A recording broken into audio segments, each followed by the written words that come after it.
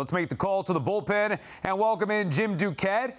Jim, what are you hearing on the Mets managerial search? Obviously, it's going to be a big thing here for David Stearns. What are you hearing about that?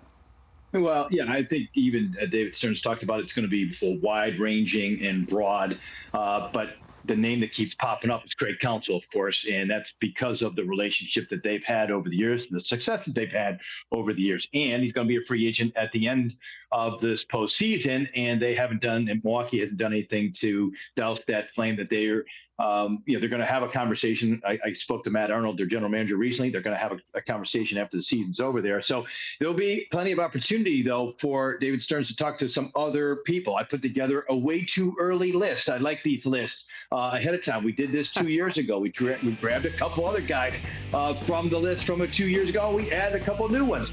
Carlos Beltran back on the list. We've heard his name before. Eduardo Perez was in the mix a couple times ago. I would put him down on the list, but he's still in there. Joe McEwing has managerial aspirations. He was a part of the Mets in 1999, or around that time, where David Stearns talked about his period of fandom. So he's a guy to keep an eye on. John Gibbons certainly has Mets ties being there. Got to keep an eye on his Bob Melvin, too. There hasn't been any decision made there with Melvin in San Diego, but he's going to have several opportunities, one up in San Francisco, but he does have New York ties, too. So, the first 8 guys I'm going to throw out there on the list. Maybe Andy can add 1 or 2 more, but those are the names that have been getting thrown around since yesterday. Interesting. I was just thinking about this because I was giving Stern, a little flack for not naming a favorite Met from his 99 teams. Maybe he was thinking about Joe McEwing, but didn't want to say it because of the managerial stuff. He's just about to hire him. Yeah, who knows? Interesting. All right, Laura, why would Counsell want to leave a good situation in Milwaukee to come to New York and all that the pressure would bring being here? Yeah, I honestly don't think it's a layup just because Counsell has so many ties there, including he has family members that work with the Brewers organization.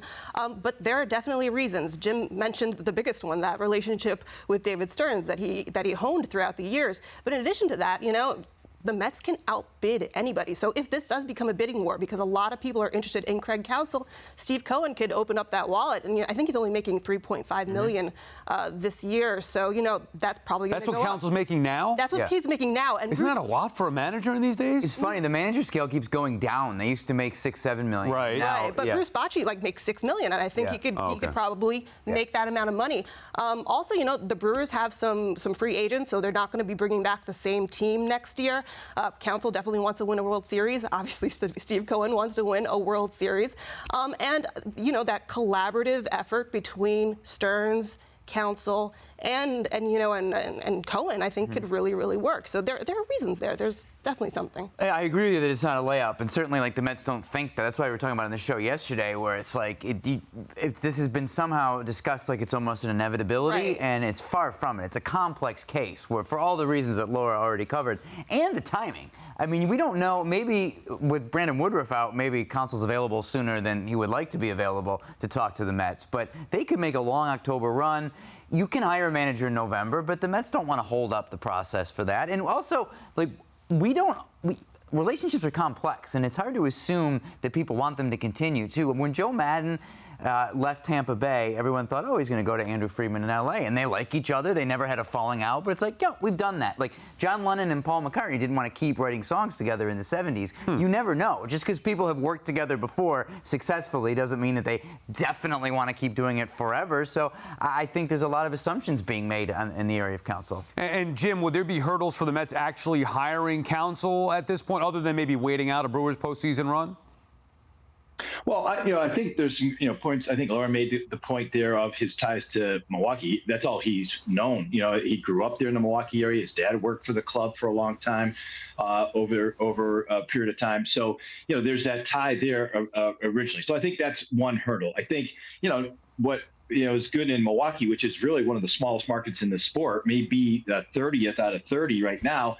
Going to the number 1 market, that doesn't have an appeal for everybody. So there may be some hurdles there. I do think, to Andy's point too, it's not a slam dunk there between the two of them, between Stearns and Counsell. But the one thing that would make a transition to New York easier is the familiarity with his boss, and there are changes going on there in Milwaukee. A couple of their top pitchers, and Burns and Woodruff in particular, are going to be free agents, and they're going through a transition. What I like about him in New York is he fits that mold. They've been building from within in Milwaukee now for quite a bit of time. He has done a great job of bringing up young players, putting them in environments where they can succeed, maybe hitting them down in the lineup a little bit, and instilling confidence in them while still, relying on them as well. And, he's had a good relationship with some of the veteran players like a Christian Yelich.